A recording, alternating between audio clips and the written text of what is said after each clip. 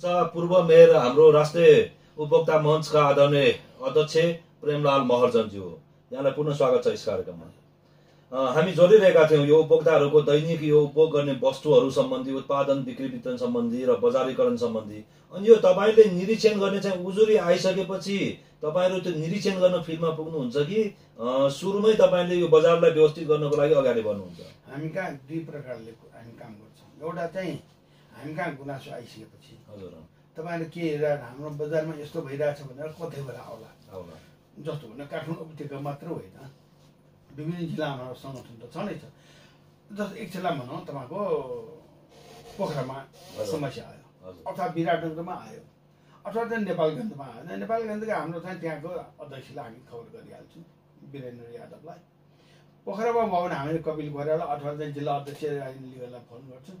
विराटनगरमा भयो भने शोभा लामिछानेलाई हामी फोन गर्छौँ। हाम्रो जिल्ला अध्यक्षहरू, प्रदेशका अध्यक्षहरू तत्कालै फोन गर्छौँ। 75 जिल्लामा यहाँको सञ्चार छ, मैले नभए पनि व्यक्तिको होइन, तिनीहरूलाई फोन गरेर हामी के भन्छ यस्तो बजारमा यस्तो फलानु बजार यस्तो भइरहेको छ, तपाईँ गएर हेरिहाल्नुहोस् त भनेर हामी भन्छौँ। त्यस एउटा गुनासोको आधारमा। अर्को हामी आफैले जस्तो मैले आफकै कुरा गरेँ, बजारमा गयो आँप हेऱ्यो, आफूलाई शङ्का लाग्यो। म श्रोताहरूलाई यो शङ्का लाग्ने शङ्का गर्ने तरिका पनि भन्छु। तपाईँ एउटा आँप किन्नुहोस्, त्यो आँप तपाईँले चाहिँ शङ्का लाग्यो, त्यसमा विषादी मिसाएको छ भने शङ्का लाग्यो भने तपाईँले एउटा सानो आँप अट्ने ग्लासमा एउटा भाँडोमा होइन, एउटा कटोरा अरू त्यो आँप चाहिँ एउटा शङ्का लागेको आँप एउटा त्यो ऱ्यान्डमली टेस्ट गर्दा एउटा आँप डुबाउनुहोस् त्यो पानीमा, सफा पानीमा डुबाउँदाखेरि त्यो तैरिएन, तल झ्याप्पै तल पिँढमै गएर झ्याप्पै बस्यो होइन, बस्यो भने त्यो आँप चाहिँ खान अयोग्य हुन्छ। ठिकै छ। मैले यहाँलाई चाहिँ निरीक्षणसँग जोडिरहेको थिएँ। यो निरीक्षण गर्न जाँदा तपाईँको यो जुन मञ्चको मान्छेहरूको एउटा टिम जान्छ या तपाईँको सरकारी निकायसँग सहकार्य गरेर अगाडि? हाम्रो टिम आफै। अनि हामीले चाहिँ त्यो अधिकार तपाईँलाई दिएको छ? होइन, हामीले निरीक्षण मात्रै गर्ने, कारवाही गर्ने होइन। हजुर, हामी त्यो ऱ्यान्डमली हामी टेस्ट गर्छौँ। जस्तो भनौँ न, अब हामीसँग त इक्विपमेन्ट त हुँदैन, मैले जस्तो भने त्यसरी हामी टेस्ट गर्छौँ। हामीलाई शङ्का लाग्यो त्यो यो चाहिँ ठिक छैन भने हामीले जब प्रुफ हामीलाई हुन्छ नि आफूलाई होइन, हामीलाई जब हामीले गरेको तरिकाबाट हामी प्रुफ भइसक्यो, हामी त्यसलाई खाद्य प्रविभाग, गुण नियन्त्रण विभाग अथवा अन्य जुन सम्बन्धित निकाय छ नेपाल सरकारका, ती सम्बन्धित निकाय हामी उजुरी लिखितमा भनेपछि तपाईँले सरकारसँग तपाईँको सहकार्य गरेर त्यो निकायहरू मार्फत यहाँले चाहिँ कारवाही गर्नलाई सिफारिस गर्छ।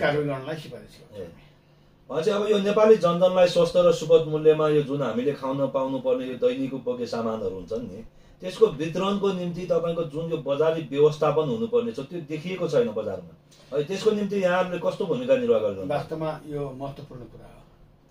नेपाल सरकारले सबैभन्दा यहाँ अहिले चाहिँ के छ भने गफ चाहिँ राजनीति बढी गर्ने, राजनीतिको कुरा गर्ने, गफ पनि धेरै गर्ने, कुरा पनि धेरै गर्ने क्या, अनि काम चाहिँ के पनि नगर्ने।